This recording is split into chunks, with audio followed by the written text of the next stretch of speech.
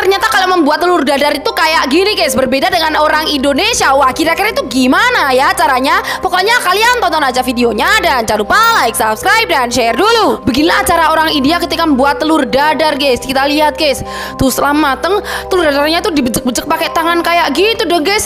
Lihat guys, dan dikumpulkan satu persatu kayak gini guys. Wah, ini sih unik banget ya guys ya.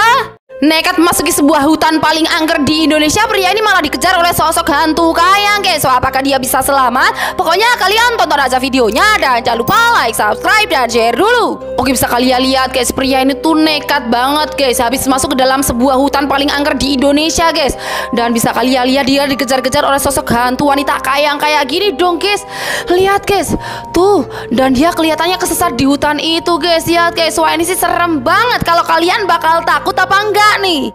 Fenomena langit paling langka dan paling cantik di dunia itu adalah aurora guys. Dan ternyata beginilah bentuk aurora itu. Wah, pasti kalian gak bakal nyangka deh. Pokoknya kalian tonton aja videonya dan jangan lupa like, subscribe, dan share dulu. Ini adalah fenomena langka di dunia guys. Kita lihat guys, ini adalah fenomena aurora guys.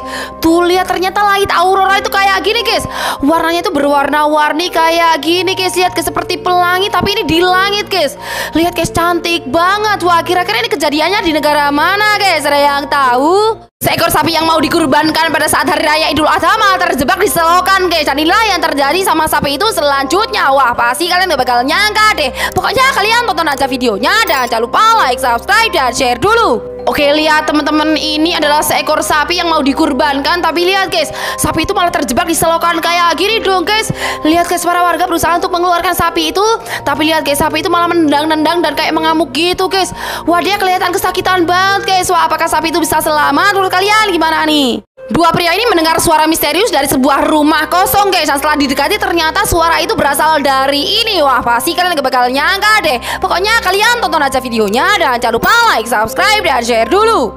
Oke, ceritanya ini tuh ada dua orang pria yang sedang ronda malam guys. Dan lihat, mereka itu melewati sebuah rumah kosong ini guys.